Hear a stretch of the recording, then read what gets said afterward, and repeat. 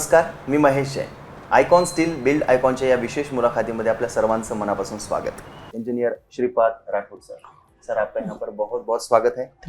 1999 में government polytechnic Nanded से sir ने diploma complete KIA है और उसके बाद जीवन के 25 साल के कार्यकाल में 800 से भी ज्यादा प्रोजेक्ट्स किए हैं और हाल ही में उनके 25 प्लस मतलब 25 से भी ज्यादा प्रोजेक्ट्स अभी उनके शुरू हैं. तो ऐसे श्रीपाद राठौड़ सर हम सबके बीच में मौजूद है. सर कसं वाटतं या ठिकाणी येऊन? छान वाटते. आतापर्यंत तुमचा प्रवास कसा होता हे सगळ्यांना सांगायचं. तुमचं शिक्षण, तुम्ही हे जे अचिव्हमेंट केलेलं आहे ते कशा प्रकारे केलं, तुमची स्ट्रगलिंग लाईफ याबद्दल थोडक्यात सगळ्यांना सांगायचं प्लीज. मी ज्यावेळेस 1999 पास झाल्याच्या नंतर मी नांदेडमध्येच राहिलो आणि एका आर्किटेक्टकडे मी 1999 पासून ते 2012 पर्यंत मी एकाच इंजिनियरकडे काम केलं. त्यामुळे मला तिथं भरपूर काही अनुभव भेटला आणि त्यानंतर मी 1912 मध्ये मी स्वतःचं ऑफिस टाकलो. मी होम असोसिएट या नावानं माझं ऑफिस झालं आणि तेव्हापासून माझं ऑफिस कंटिन्यू मध्ये चालू आहे. कारण हे व्यवसाय हा आमच्या कोणालाच माहीत नव्हतं, तरी मी एकट्यानं या व्यवसायामध्ये आलेलो आहे. त्याच्यानंतर मी आज आमच्या घरातले माझं बघून कमीत कमी 4 जण इंजिनियर आहेत. त्याच्यात काही गव्हर्नमेंटमध्ये लागलेत, काही असे अजून प्रयत्न करायलेत गव्हर्नमेंट सर्व्हंटसाठी. वा वा वा. मग या प्रवासामध्ये तुम्हाला कोणी प्रेरणा दिली? तुमचे प्रेरणास्थान कोण आहेत असं वाटतं? नाही, प्रेरणास्थान असं कोणीच नाही. मी एका इंजिनियर आर्किटेक्टकडे ज्यावेळेस कामाला होतो ना, त्या माणसाला माझी गरज होती आणि मला बी त्या साहेबाची गरज होती. कारण त्यावेळेस मला त्यानं मुलावनी सांभाळून घेतलं आणि मला खूप काही मार्केट दाखवलं त्या माणसानं. म्हणजे त्यांचा पण त्या माणसानं त्यानं कारण मी शिकल्याच्या नंतर काय इतका अनुभवी माणूस नव्हतो, कारण त्याच्याकडे राहून मी बिल्डर बी होतो त्या माणसानं. त्यामुळे त्याचे साईटचा आणि ऑफिसचा दोन्ही बी अनुभव मला उपयोगात आला. सर तुमचे एवढे 800 प्रोजेक्ट्स आहेत तुमचे आणि मी 800 पेक्षाही म्हणजे जास्त झालेले आहेत. हो. तर आणि 25 पेक्षा जास्त प्रोजेक्ट तुमच्या आता सध्या चालू आहेत. Okay sir. तर त्यामध्ये बरेच अडथळे आले असतील आतापर्यंत तुम्हाला? नाही, अनुभवामध्ये तुम्हाला काही आव्हाने आली असतील? नाही, अनुभव काहीच नाही. अनुभव मला भरपूर काही अनुभव आहे. मी काही जरी झालं तर मी सरळ करून घेतो. क्या बात आहे, क्या बात. तरी पण तुम्ही सामोरे कसे गेलात त्या आव्हानांना? नाही, मला अनुभव होता ना, त्या अनुभवाच्या जीवावर मी पुढे गेलो. वा वा. तरी पण एखादा किस्सा सांगाल का सर आम्हाला? कुठला एखादा अनुभव असा होता की ज्यातून तुम्ही खूप काही शिकलात? नाही, याच्यामध्ये शिकायचं काहीच नव्हतं, कारण मी अनुभवासाठी मी 12 वर्ष काम केलेलं होतं. ओके.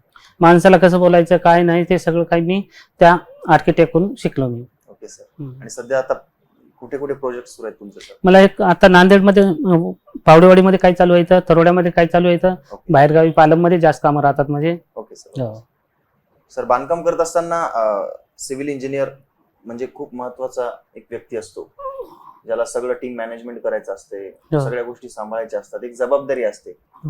ग्राहकाने सोपवलेली आपल्यावरती एक जबाबदारी असते, ती पूर्ण करायची असते, ती पण यशस्वीरित्या. तर अशा ठिकाणी जेव्हा अकुशल कामगार असतात काही, त्यांना बी काही त्याला जरी अशा लोकांना तुम्ही जेव्हा घेऊन चालता तेव्हा ते किती नाही तसं काहीच नसते. कारण ते माणूस किंवा मी काय एका असं अगोदरपासून शिकून आलेलं नसतं. आम्ही अनुभवामुळे शिकलेले तेच अनुभव त्या माणसाला जर आम्ही समजून सांगितलं ते माणूस बी सक्सेस मध्ये काम करू शकते. आपण सांगलेल्या गोष्टी करतात ते. Okay sir. तरी पण अशा काही अशिक्षित लोकांना जर आपण सोबत ठेवलं तर त्याचा परिणाम होतो का काही? नाही, त्याला आपण समजून सांगितलं ना तर काय करणार. एखाद्या वेळेस काम असताना एखाद्या वेळेस सेंट्रिंग निघते, काय निघते, त्यावेळेस ते सण करून घ्यावं लागेल ना. बरोबर आहे. आणि सर जे आता आजकालचं वाढतं तंत्रज्ञान आहे, ज्या काही नवीन कल्पना आहेत, तेव्हा तुम्ही ह्या नवीन कल्पना वाढतं तंत्रज्ञानाचा तुम्ही वापर कसा करता बांधकाम क्षेत्रामध्ये? त्याचा अनुभव घ्यावा लागेल ना. त्याची कंपनी ज्यावेळेस ती कंपनी आम्हाला अनुभवासाठी बोलवते त्यावेळेस त्यानं आम्हाला सांगितल्यानंतर आम्ही पुढलं तिथून आम्ही सुरुवात करता. Okay sir. सर बांधकामाला सुरुवात करण्याआधी त्याची रचना करणे, डिझाईन करणे म्हणजे किती महत्वाचं आहे? नाही, आता आम्हाला काही वाटत नाही, कारण जे माणसाची त्या माणसाला काय रिक्वायरमेंट आहे त्या हिशोबाने मी त्या माणसाचं जशी कॉपी मी तशी पेस्ट करू शकतो. हो ना. पण तरी पण डिझाईन महत्वाची असते आधी बनवणं. हो ना, डिझाईन. कारण मला 25 वर्षाचा अनुभव असल्यामुळे मला कोणतीच अडचण येऊ शकत नाही. ओके. मला साईडचे बी नाही आणि ऑफिसचे बी नाही. Okay sir. आणि सर बांधकामामध्ये जे सळीचा वापर आपण करतो, हो. स्टीलचा वापर, हो. त्याचं महत्व किती आहे, किंवा सळई निवडत असताना आपण कुठल्या कुठल्या गुणवैशिष्ट्यांना प्राधान्य दिलं पाहिजे? नाही अंतर बघून आम्ही कॉलमची साईज टाकू शकता.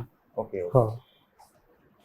सर, बरेच तुमचे प्रोजेक्ट सुरू आहेत सध्या, आणि त्यामध्ये तुम्ही आयकॉन स्टीलचा वापर केलाय का? हो ना, भरपूर काही केलं माझं. कारण माझ्या ऑफिसच्या बाजूलाच आयकॉनचं दुकान आहे. वा. कारण ते एकदम जवळ चिटकूनच ऑफिस आहे ते. हो का? हो. ओके. कशी वाटली सर गुणवत्ता? चांगली आहे. आणि कंपनीची सर्व्हिस वगैरे?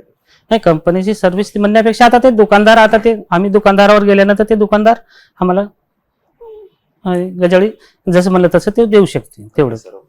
सर, बांधकामामध्ये सळईचं महत्व किती आहे, थोडंसं प्रेक्षकांना सांगायचं आहे आपण. सळई किती महत्वाची असते? सळईमुळे तर चांगलंच आहे ना ते, कारण त्याची जे स्टील आहे ना त्याची लाईफ बी चांगली असते. कारण लोड बेरिंग पेक्षा स्टीलची चांगली असते ती. हो ना. तरी पण म्हणजे बिल्डिंगचा पूर्ण भार सांभाळणे वगैरे. हो, त्याच्यावरून त्या गजाळीमुळे कसं असते ते आपल्याला जसं पाहिजे तसं कॅन्टिलिव्हरवर आपल्याला 10 फुटापर्यंत बाहेर काढता येते. त्यामुळे ते स्टीलची महत्व जास्त असते. कारण लोड बेरिंग मध्ये आपल्याला बाहेर काढता येत नाही. हो ना सर. आणि ग्राहकांनी म्हणजे सळई निवडताना काय काय गोष्टी लक्षात ठेवाव्यात, म्हणजे काय काय पाहावं सळई निवडताना? नाही, त्या कस्टमरला ते काहीच त्या गोष्टीचा काही अनुभव नसते. जसं काम होईल ना तसं त्या माणसाला अनुभव येत राहते. हो ना. ओके. सर, काही लोकांचं स्वप्न असते, सर्वसामान्य लोकांचं, की कमी खर्चामध्ये म्हणजे एकदम कमी दर्जामध्ये एक उत्तम दर्जेदार घर बनावं. तर तशा ठिकाणी तुम्ही म्हणजे काय करत असता अशा वेळेस? मी त्यावेळेस मी कमी खर्चामध्ये ज्यावेळेस हे होते, कमी करा जास्त करा, ते काहीच नसते. सिव्हिल मध्ये जेवढं काम आहे ना तेवढं मी परफेक्टच करतो. बाकीचे फरशी बसवा, कलर कमी करा, बाहेरून प्लास्टर नको करा, असं खिडक्याला अल्युमिनियमचे पट नका बसू, हे गोष्टी करू नका. पण हे ज्यावेळेस सिव्हिल वर्क आहे ना त्यावेळेस मी परफेक्ट करतो. ओके. म्हणजे बांधकाम प्रॉपर चांगलं मजबूत करा, बाकीचं सजेस्ट करता. कारण हे फरशी वगैरे चेंज करता येते. हो ना. बाकी जे हे असतात म्हणजे काय म्हणतात त्याला, डेकोरेशनच्या ज्या वस्तू असतात त्या तुम्ही बिल्डिंगला लावू नका, बाकी तुम्ही मजबूत बिल्डिंग करा, तुम्ही असं सजेशन देता ना? हो. ओके. इतर दुसरा खर्च न करता आपण बाकीचं खर्च वगैरे, कलर राहिला काही राहिलं तर ते वायफट खर्च न करता तुम्ही बिल्डिंगला मजबूत बिल्डिंग करावी. बरोबर आहे. तुमच्या प्रकल्पामध्ये टिकाऊपणासाठी कोणत्या उपाययोजना आहेत? म्हणजे टिकाऊपणासाठी म्हणजे बिल्डिंग टिकण्यासाठी, जास्त त्याची लॉंग लाईफ वाढण्यासाठी स्टीलच वापरावं लागतं. नाही काय हो, तेच तुमच्याकडे उपाय काय काय? नाही, स्टील बरोबर जर वापरले ना तर चांगलं राहू शकते.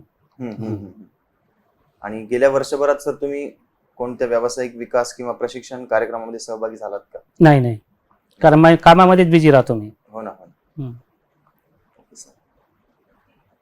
सर, आता बरेच लोकांना घर बांधायची आहेत इथून पुढे, तर या इंटरव्ह्यूच्या माध्यमाने लोकांना तुम्ही काय सल्ला द्याल, काय टिप्स सांगाल तुम्ही?